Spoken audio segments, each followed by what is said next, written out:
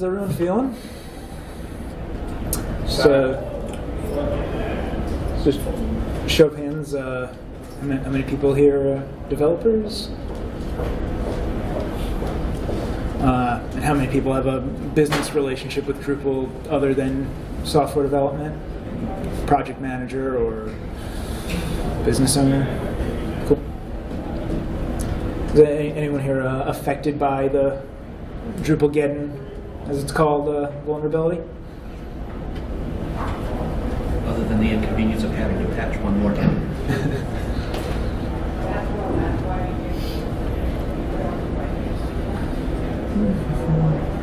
This is a stupid question, but is there a way to auto-patch? Yeah, I'm actually going to demonstrate that. And the short answer is cron job drush. I'll show you the actual. There's risk involved in doing it. Yeah, of course you might hold down an automatic patch that breaks your site, but probably better off. Or limiting it maybe to security updates only or something like that.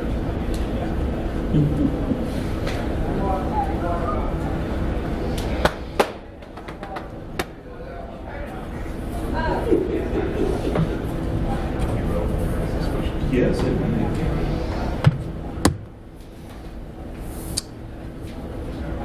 Okay, let's get going. So today we're going to talk about security and hacking Drupal. I'm MKorostoff. I'm a Drupal developer with a Blink Reaction in Princeton, New Jersey. We're about 120 people. We build enterprise Drupal applications for large corporate clients, Pfizer, General Electric, that sort of thing. The main client that I service is NBC Universal. And like many of you, we are hiring pretty aggressively in both technical and non-technical roles. I'm a big fan of the work culture at Blink, so if you're in the job market, please see me after. Now let's get rolling with the computer talk. One bit of housekeeping before I get into anything detailed. This projector is just really not serviceable. In fact, in a minute I'm going to go turn the lights down because it's really dim. But the blur is just unbearable. So this is also being simulcast on join.me. If you have your computer and you don't feel obligated to, but if you open up your web browser and navigate to join.me/Drupalgeddon, I'm broadcasting live on the web, and you can look at it close up on your screen. So feel free, but you don't have to. What is the password? There is no password. Oh, is it asking for a password? There is now no password. Okay, so let's get going. As I said today, I'm going to close the door first.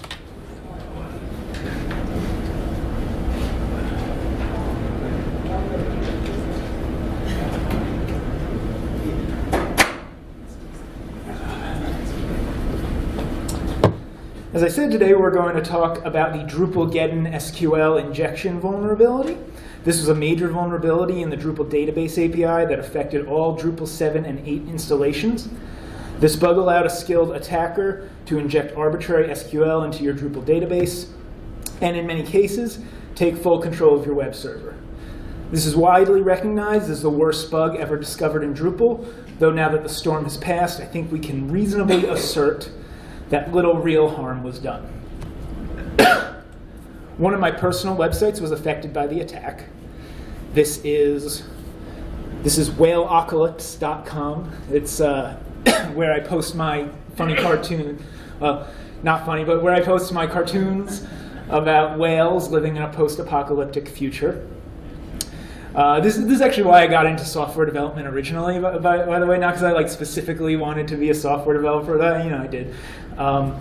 Just because I needed some place to put my whale cartoons and my talking fruit cartoons and my parody real estate ads. Anyway, this is a plaything, and I hardly ever make content updates to it anymore.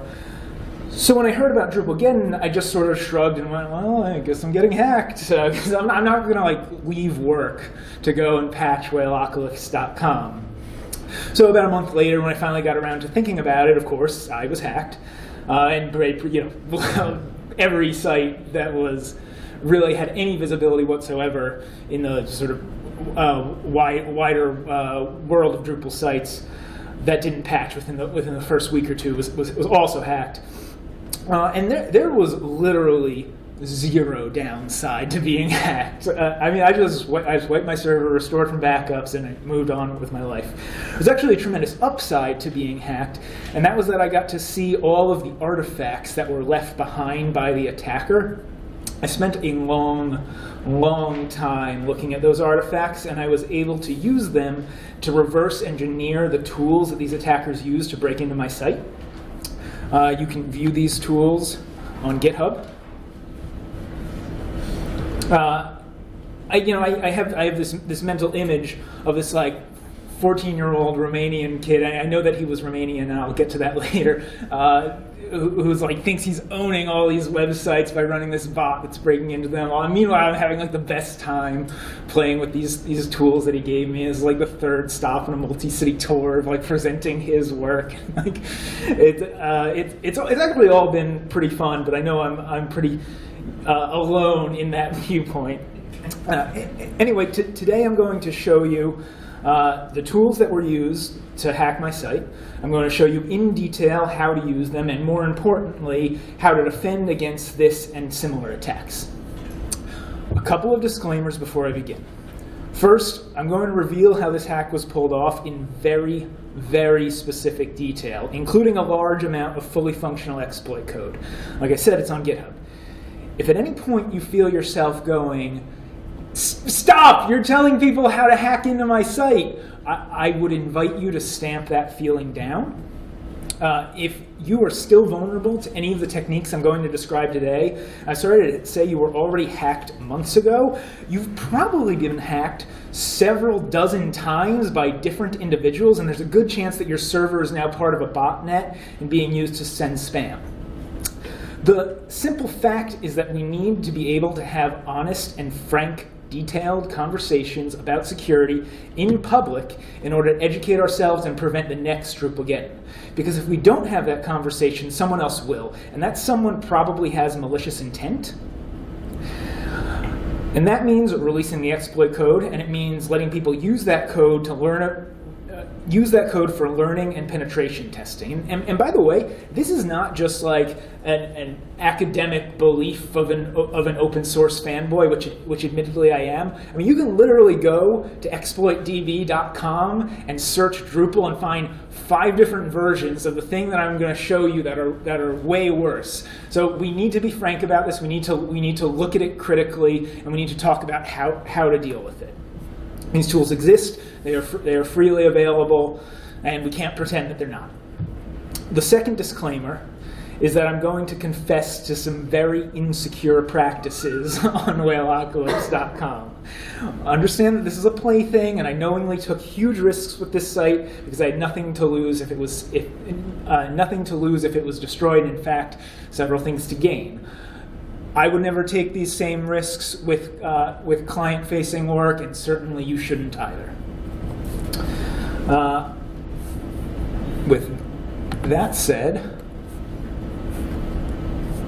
I want to talk a little about the code that allowed this hack to be pulled off. So the problem lies, you've almost certainly seen this by now.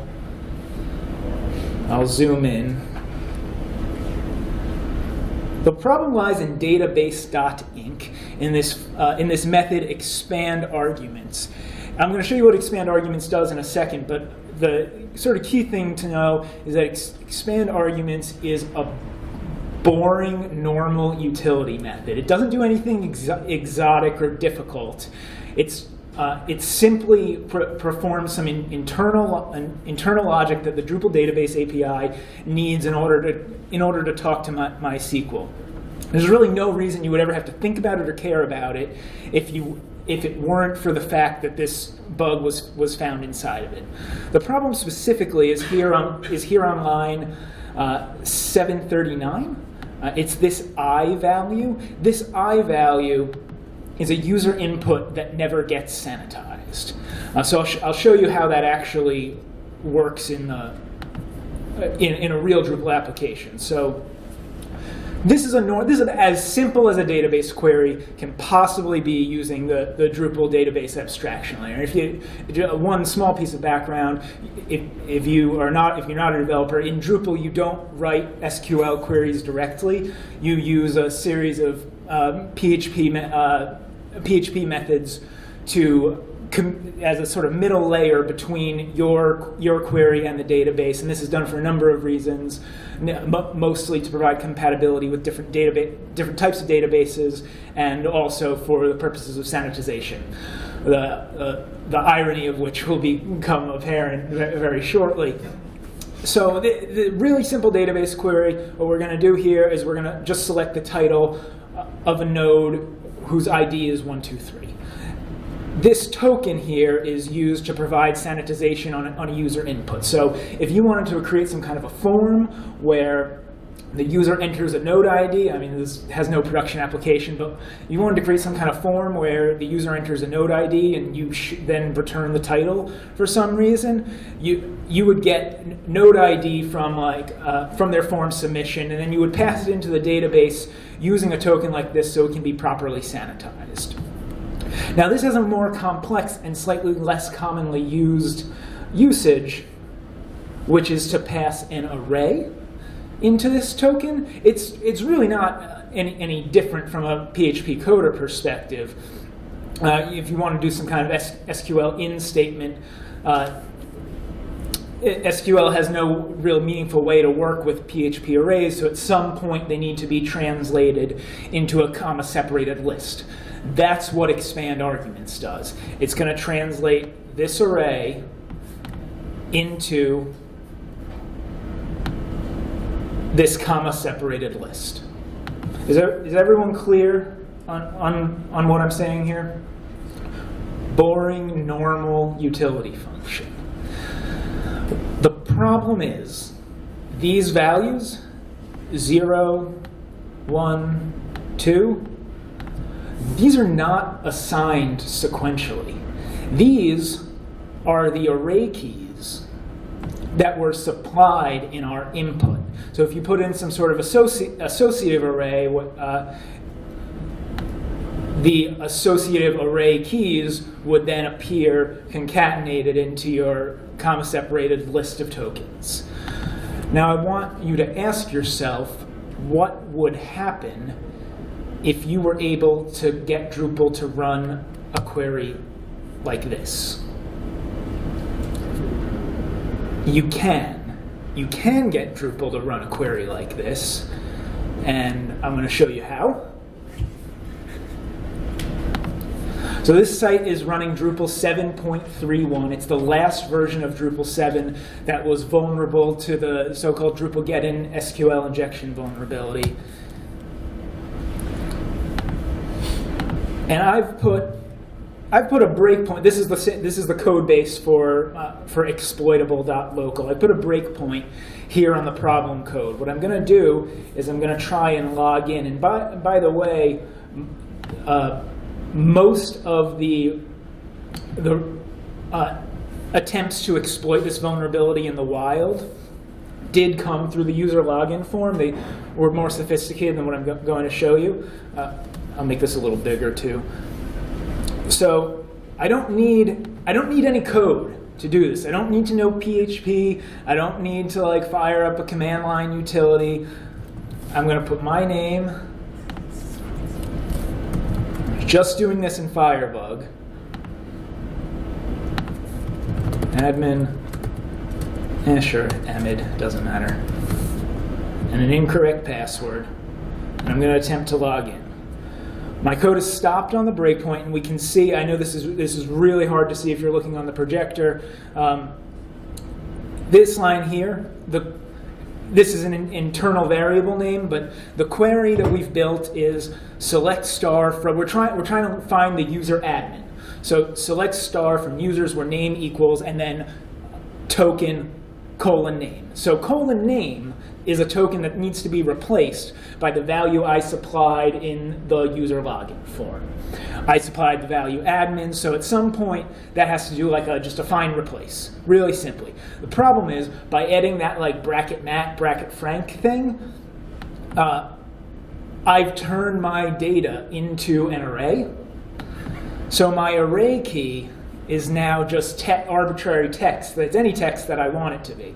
So if we step through this 1, 2, 3, and line 755, this is where the injection occurs. Boom, hacked. I've put, you can see there that where name equals name underscore and then mat is the value that I supplied. And I'm sure you're thinking now, well, what happens if instead of supplying the name mat, you supply some SQL, and indeed that SQL will be executed. The user trying to execute this just gets an error, but that's okay. So let's inject some SQL right now. I will show you. This is SQL Pro. It shows me the data in my database. This is the flood table. It shows me failed login attempts. It's used to see if someone's trying to do a bunch of unsuccessful logins to your site and then bans them after a certain number. So this is a pretty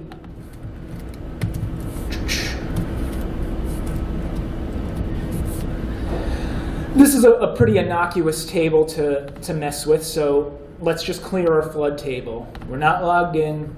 We don't have server access.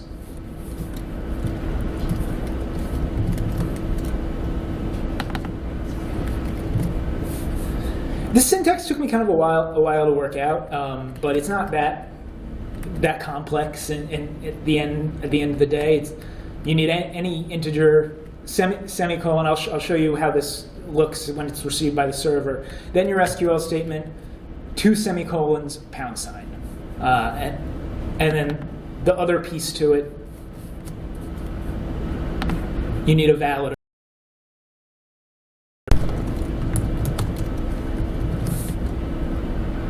Try and log in, and our code it'll break again. And 2, 3, line 755 again. This is where the injection occurs, and you can see what's happened here is we have one valid SQL query. Select star from users where name equals, and then that token will never be replaced, so that will return no results. We terminate the query with a semicolon, and then begin a whole new query. That query, delete from flood. We terminate that query with a semicolon, and the £, means nothing after this is going to be it's a comment marker. So if we let this play, again the user in the browser gets an error, but our flood table has been cleared. So that's the most trivial form of SQL injection that Drupalgeddon made possible. Of course, because the MySQL database is the heart of a Drupal application, you can do some very serious damage with access to the database. So one simple example, if I try and navigate to node add, I get access denied. That's what I should get, because I'm anonymous and I don't have access to this. I worked up pretty trivially a SQL injection client. Trying to do it in the WebKit inspector breaks down for complex statements because you need to escape certain characters and you can't do it there. But anyway, you can see very basically what this does. It'll take an SQL query as an argument and send it up to the server with proper escaping, so that the server will run it even if it's complex. So I call this the injector, and I'm going to use it.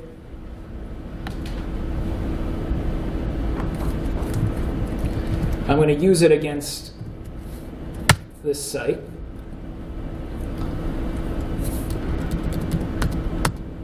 And what I'm using it for is to inject a new row in the roles permissions table, giving anonymous users the ability to access the node add page. And to administer any piece of content that they want. Really simple. One query, and I have full control to change any content that I want. And of course, I'm going to use it for spam.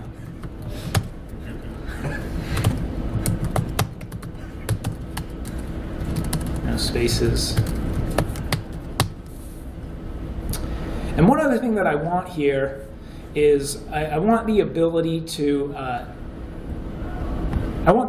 run JavaScript. Now, this is about as bad as an exploit gets.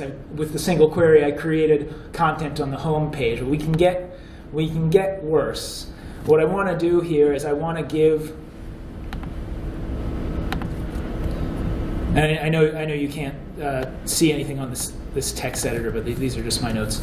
I want to give this user you can see what I'm going to do. I'm going to insert again into the role permissions table the ability permission to use the full HTML text format.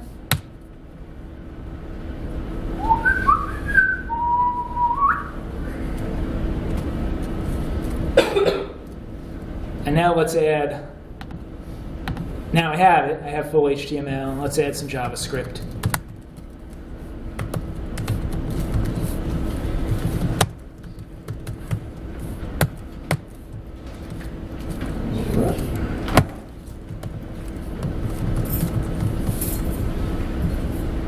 Save it, and you see immediately, before the page is refreshed, now I'm pinging every single user on every single page load with this message to buy Viagra.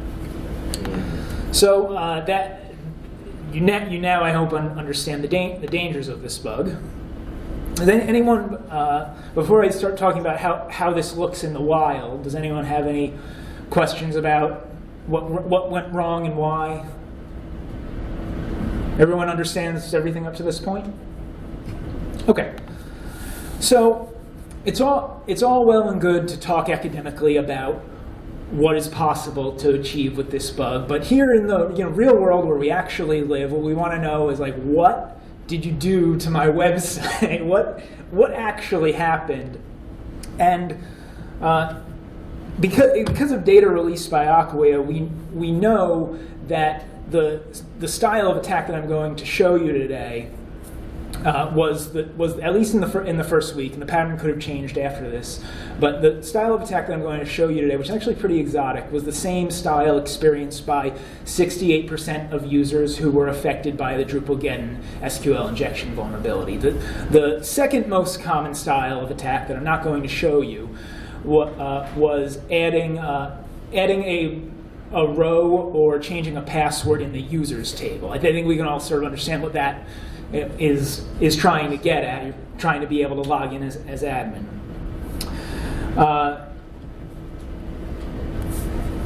So let's get started with that.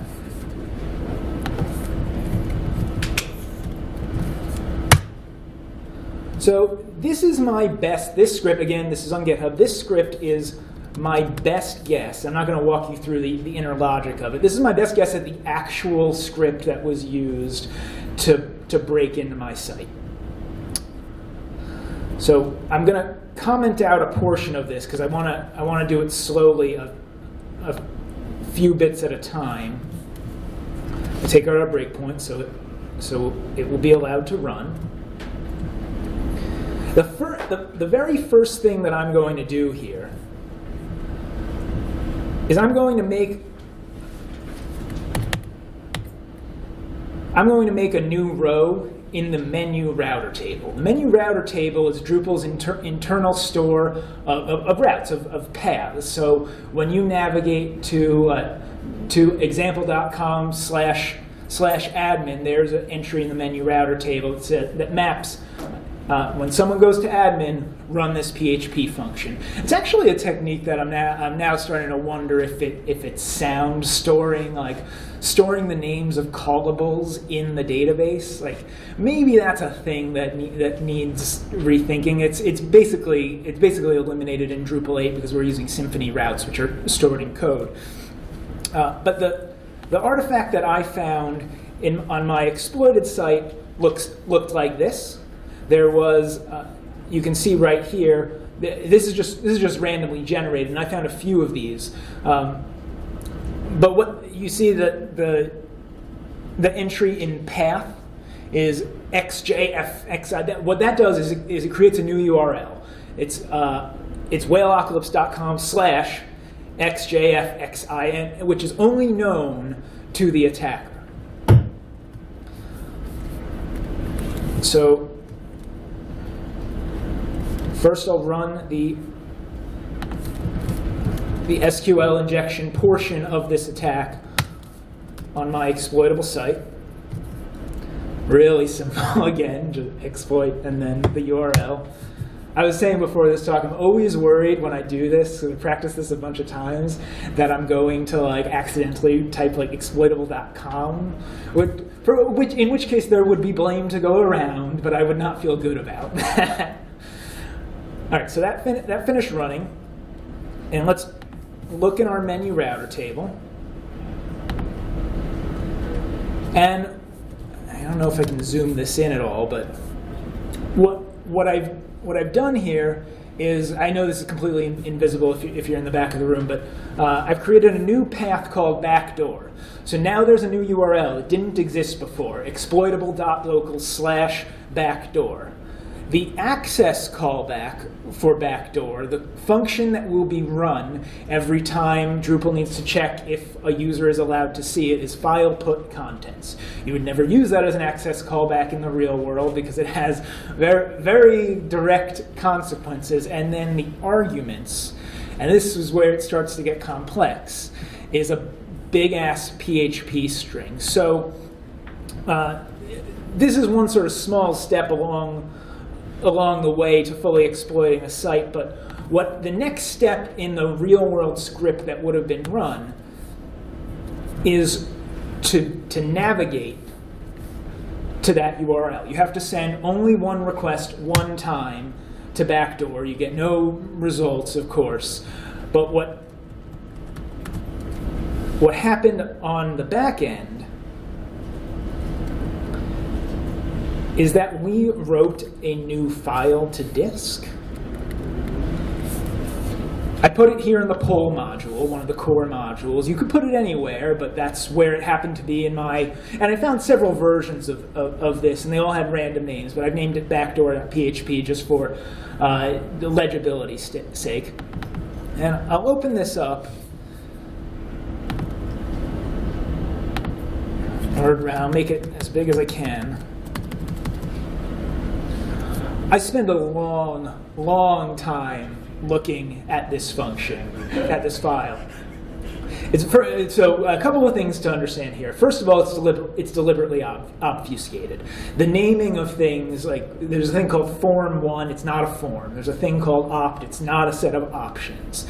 These names are purposely meant to confuse you from knowing what the inner logic is.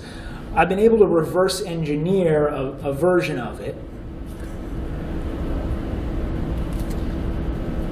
which I'll show you now. And that's because you found this in your database. So I found a copy of this file on the disk, and I also found the full text of this file in my database.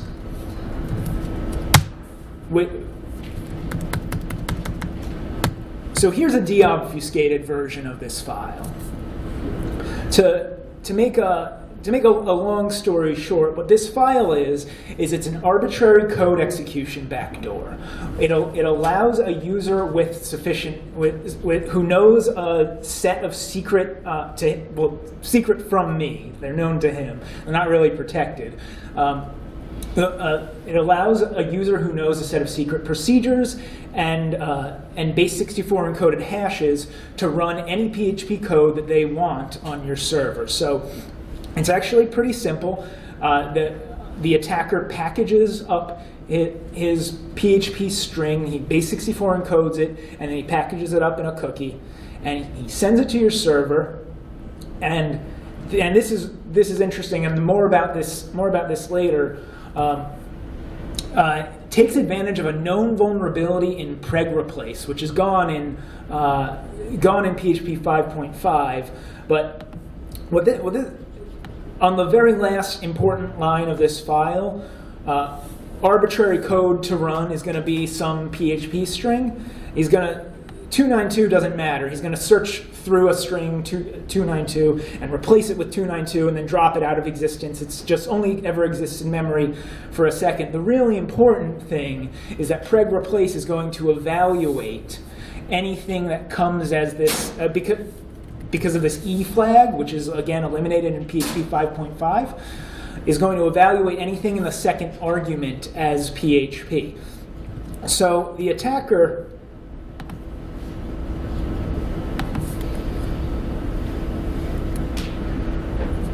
after the attacker creates backdoor.php, oh, I guess I left it out, but I had an example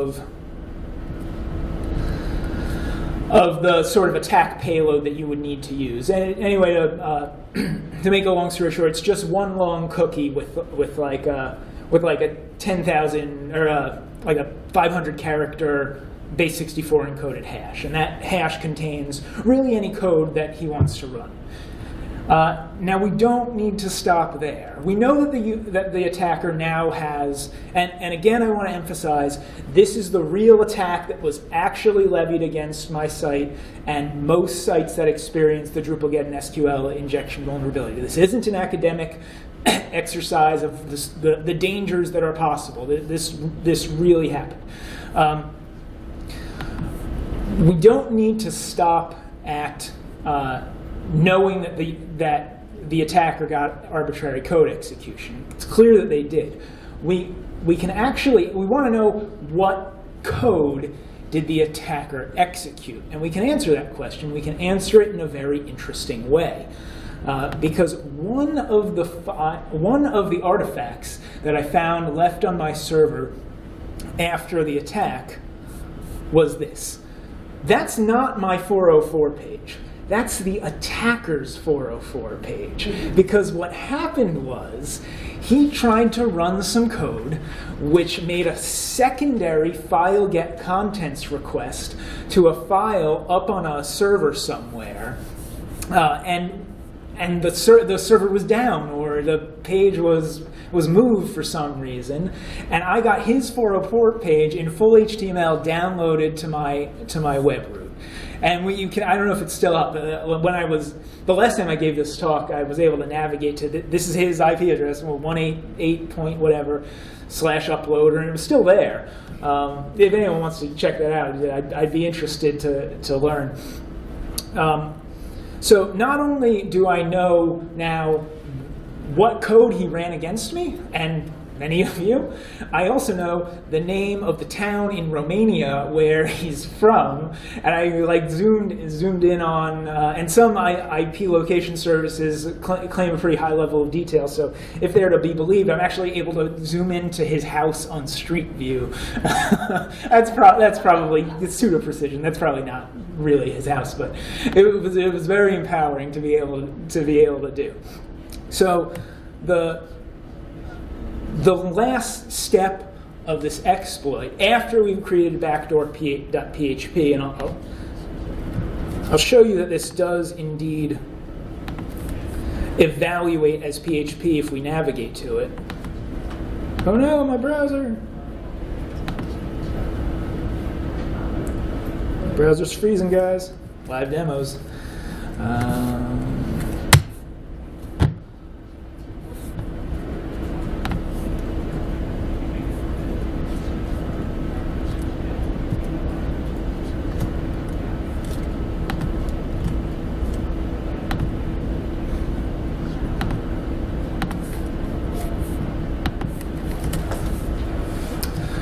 So when you navigate to this, it evaluates as PHP, and just the last line of the file is to run PHP info. What the attacker's going to do, and this gets to be sort of complex, so I'll just run it from my large exploit script, which I have some portions of commented out. You can see that I'm hosting a version of the secondary attack file on my own website. What I'm going to do is I'm going to base 64 encode this whole thing file get contents MKorostoff/uploader, and I'm going to write it as a file to the server, a new file called uploader.php. So let's run exploit again.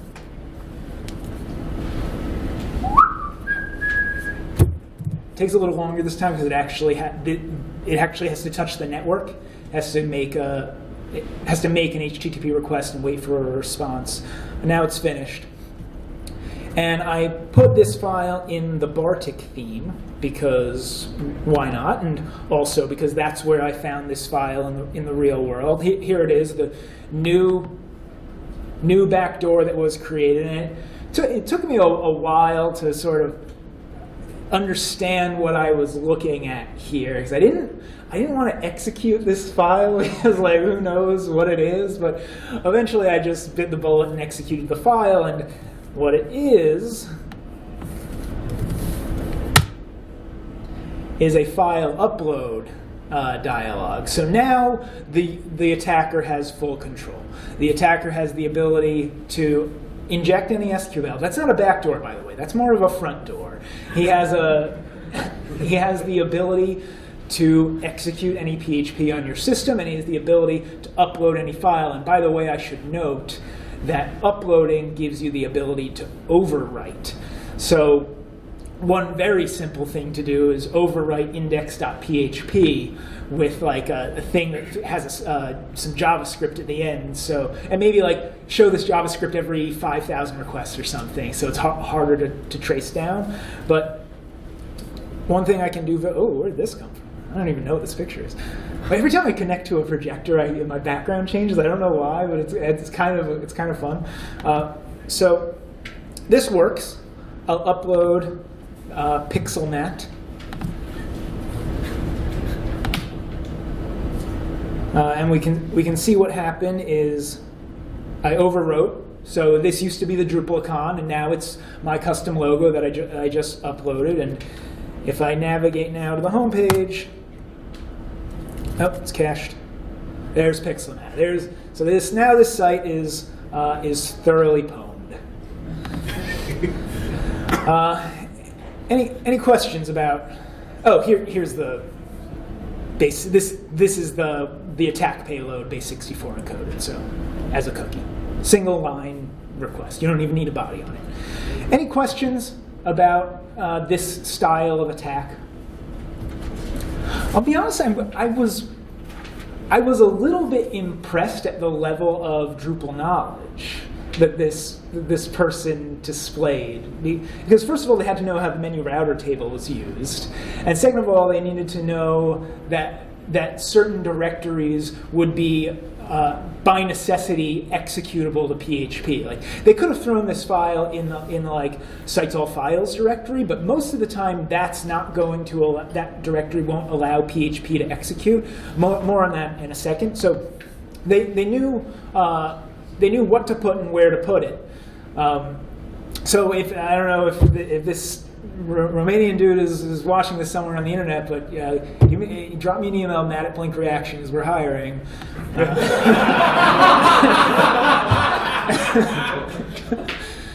So now that we know how, yes. What makes you think it's a single dude in Romania? Well, I know that the requests originated in Romania. But that's it. I have no idea that it's an actual person. You're right. It's entirely possible that it was a proxy or one node in a botnet. And I don't mean to speak in gendered terms. It could have been a woman or someone transgendered. And I don't know. Like what I do know is that somewhere out there's a person with a relationship to Romania that I wish to do business with. What makes you think it's a single person As opposed to a group of people who did this? Oh, I have no basis to know. Okay. Yeah, it could be a group of people.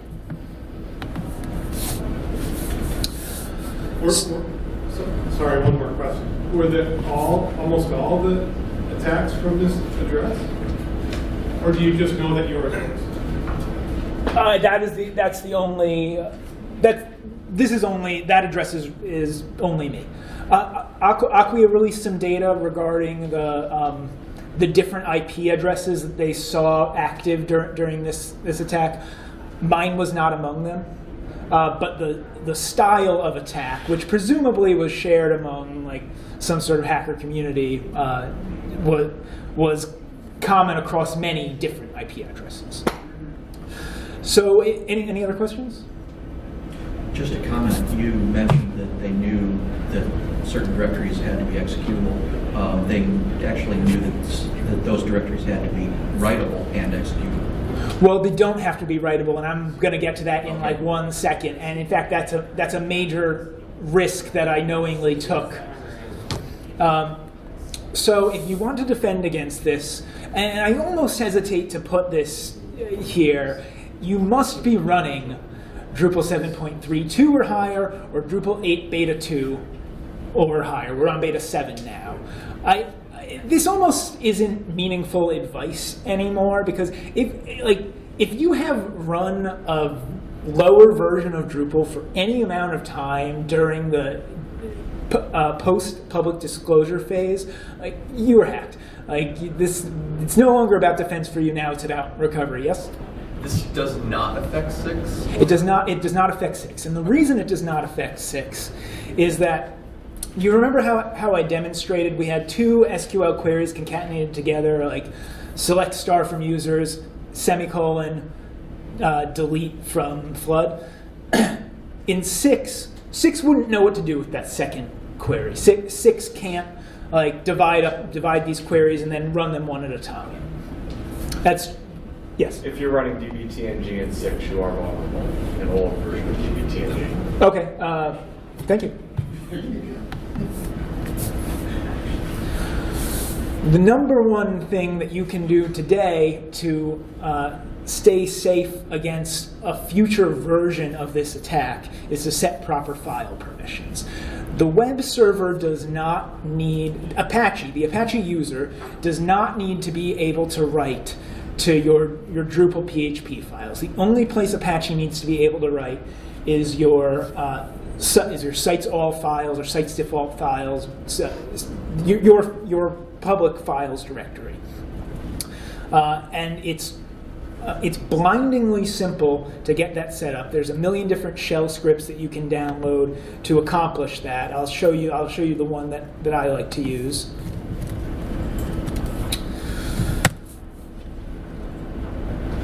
So this is just one I found on Drupal.org, and I modified a little. It's gonna just iterate over all the directories in your Drupal installation, set proper permissions on them. And there's some debate to be had actually about what constitutes proper permissions, but the gist of it is Apache shouldn't be able to write to you. Apache shouldn't be able to write to any application directory on your server. So if I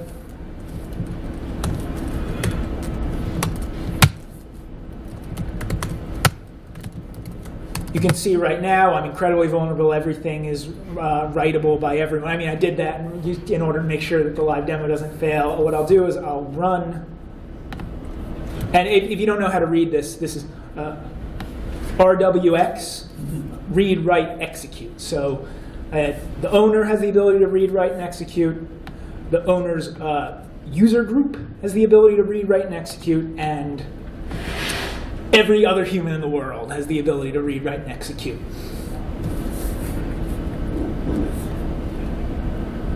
Every other user on the server. I'm sorry? Every other user on the server. Yes, every other Unix user, which importantly in this case includes Apache. Yeah, right. So I'll just run this script. Runs really, that's okay. Runs really fast. And now we fix permissions. So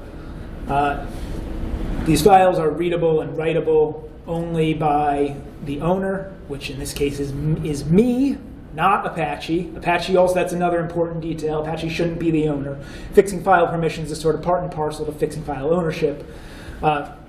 And readable only by people by users in your same group. So you and Apache have to share a group. That's important here. Now, even if you have proper file permissions set, an attacker who gets arbitrary code execution is still going to have file write access. Who gets arbitrary code execution is still going to have proper file write access because they can write to the site's all files directory. There's a couple of ways to defend against that, and I have these slides out of order, so this will come later. But there's an htaccess file if your web server is in fact Apache, and it's configured to respect this. There's an htaccess file that will make the site's default files directory not executable by PHP, and that's in there by default. So that helps a lot. That will prevent the wide majority of cases an attacker being able to. They'll still be able to write attack files to your site's all files directory, but they won't be able to execute them. One sort of oddity, I discovered this very recently as a result of this is all blogged about pretty extensively on my website. A commenter pointed out to me that the Apache user will always be able to delete the htaccess directory, the htaccess file, which surprised me. I didn't believe it, but I tested it and it's true. So the attacker could still write a PHP file to your site's all files directory, delete the htaccess file, and then execute the PHP file. So the second step to defend against that is you have to make sure cron is running. And I'll show you how to make sure cron is running in a minute.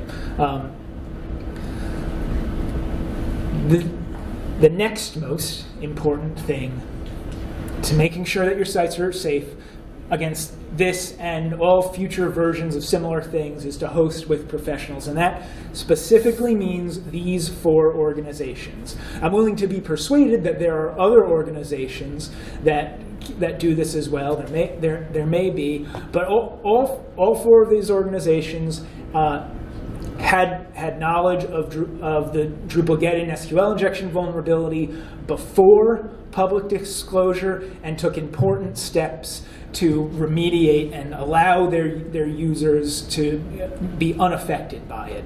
So in the case of Acquia, Pantheon, and Platform.sh, that meant actually patching at the platform level, so that you had to take. And this is one fact I kind of like.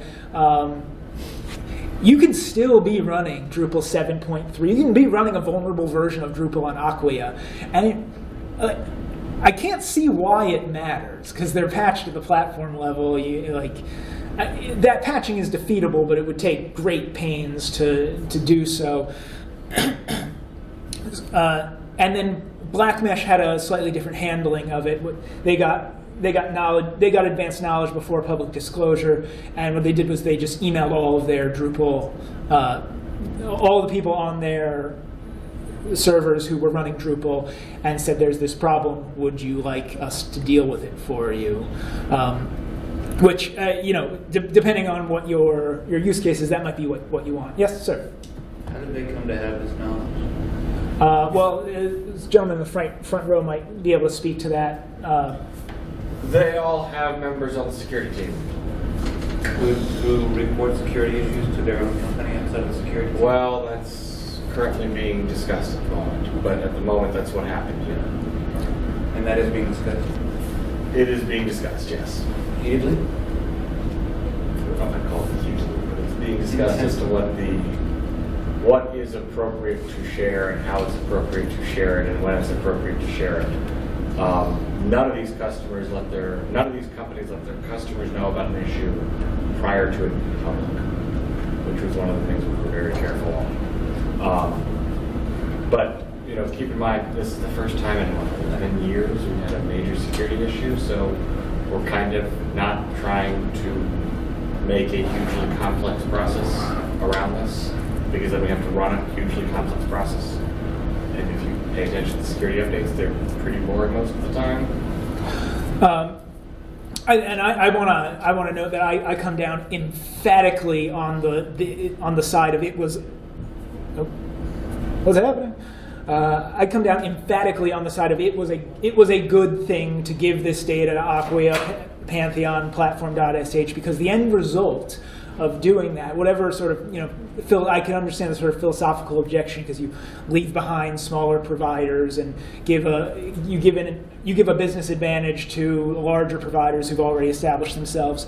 It is inarguably better for the Drupal community that we had no high-value targets get hit, or almost no high-value targets get hit, because if the news the day after Drupalgeddon hit was the news after Drupalgeddon got hit in the normal media was nothing. We weren't covered. Like you had to go to Slashdot or Reddit or whatever to actually hear about this. But if the news was whitehouse.gov replaced with giant porn images, that would be a serious problem for Drupal. No matter what your station, you will feel that in your bottom line at the end of the day, because it is going to hurt adoption. It's going to hurt adoption for years. So I think it was the right move. I understand it's debatable, and I'm willing to be persuaded. I'm running a little low on time, so I'll blow through these last few. You have to be taking automated nightly backups, maybe more than nightly. I take a backup every night, and I keep that for 30 days. And I also take a backup every week, and I keep that for 6 months. And I take a backup every month, and I keep that forever. So that's and if you never set up a cron job before, it's incredibly easy to do. You type into your terminal cron tab -e, and now you're in a text editor. And what that does right there is it will run every day at 2 a.m. So 0, 2, space star, space star, space star, and then any shell script you want to run. And if you Google backup Drupal database or schedule Drupal backups, you'll get so much information that it's just not. It won't even be an issue for you. This is another one that I hesitated to include because, show of hands, who here stores all of their code in version control always, no matter what? Dev or production? That's a no. Well, no, I'm saying that because a lot of people keep the .git files in production, which is discoverable, so you can download your entire source from that. Oh, okay. No, I see what you mean. That's beyond a separate topic. Right, beyond the scope of this talk. If you have your code in Git, it becomes very easy to, when someone's written malicious files to your web root, which they shouldn't even be able to do because your web root shouldn't be writable, but if they manage to do it anyway, it should be very easy for you to recover by just doing git checkout -f and you're done. In this case, I had my code in Git, and I also had a local version of it that I knew was safe, so I was able to diff my code against the local version and see all the exploit files. I didn't try to restore to a clean state because it was so easy to wipe the server and start again. But this is an important thing if you want to be able to detect intrusions and possibly clean them up. Make sure cron is running for that. The reason that it will restore htaccess files if they are deleted. That covered that earlier. This I'm not going to cover because it's kind of complex. And second to last security piece. Take PHP security releases as seriously as you take Drupal security releases, because PHP has gotten so much more secure in every release, and in fact, the most common attack that we saw took advantage of a vulnerability in preg replace that was removed in PHP 5.5. You can set up automatic patching. I don't think I'm going to really have time to explain it in too much detail, but if you have your code if you do not have your code in Git, it's incredibly easy to schedule a cron job that just does drush up. This does it every 2 hours, because why not? We say that there was a 7-hour window of time in which you had to get patched against Drupalgeddon, so Every 2 hours seems about good. And if you are versioning your code, which you probably should be, like, you can just set up a job which pulls down security updates, commits them, and pushes them. I'm not going to have time to demo it, but one technique that, I mean, you wouldn't do it exactly this way in production, but if you ask yourself seriously, I get branded a radical for this idea sometimes, but I've yet to hear the functional criticism of it. If you're running just a brochure website, do you really need to accept post traffic? I'm the only person who has ever in history logged into whaleocalypse.com. Any person who has ever tried to post to it even one time was either doing something malicious or doing something that I just don't care what they're doing and just leave me alone. So, and I haven't actually implemented this, but what you can do is, if you're running behind Varnish, drop all post traffic in Varnish. And in fact, you know, I will show you this because this is kind of fun.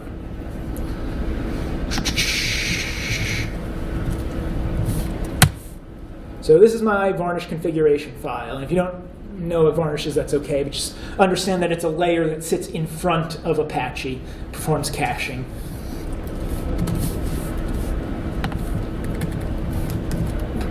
What I'm going to do is anyone that attempts to post, I'm going to give them an error, and admins will still be able to log in. And the reason they'll still be able to log in is that they will be able to navigate directly to Apache because they are on an IP whitelist. I'm going to start up Varnish.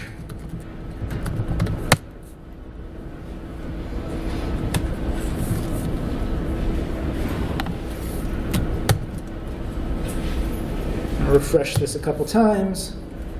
Now, if I'm a hacker and I try and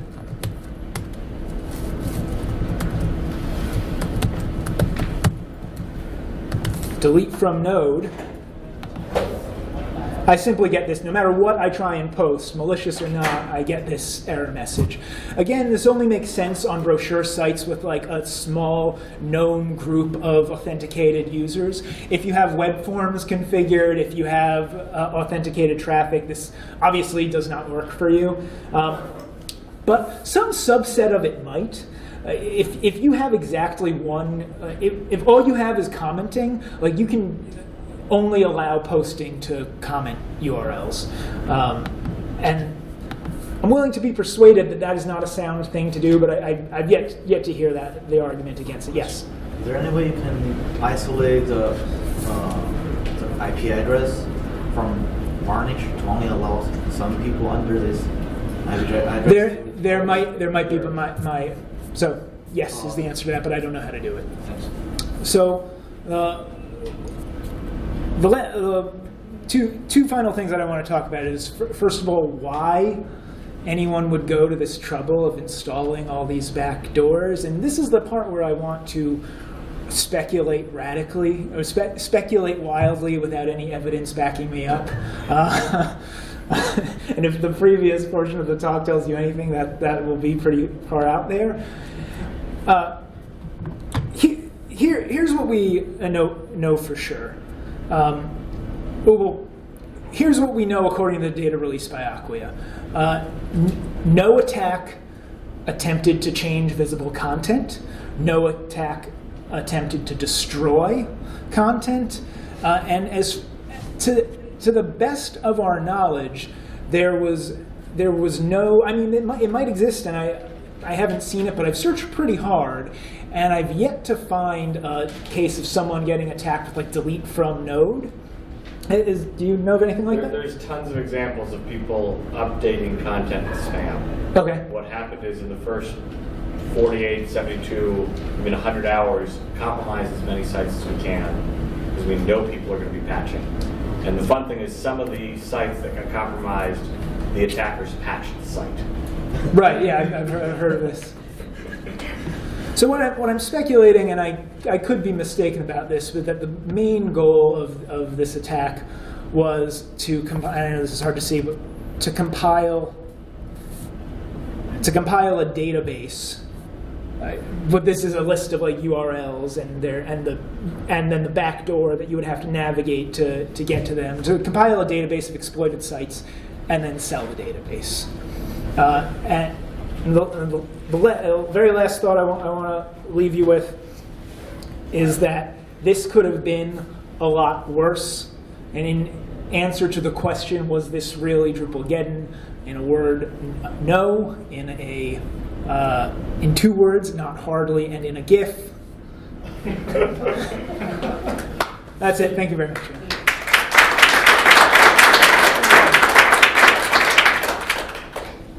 So yeah, we're out of time, but I can stay for questions if anyone has them. Don't feel obligated to stay though. Thank you. Don't forget to stop your recording.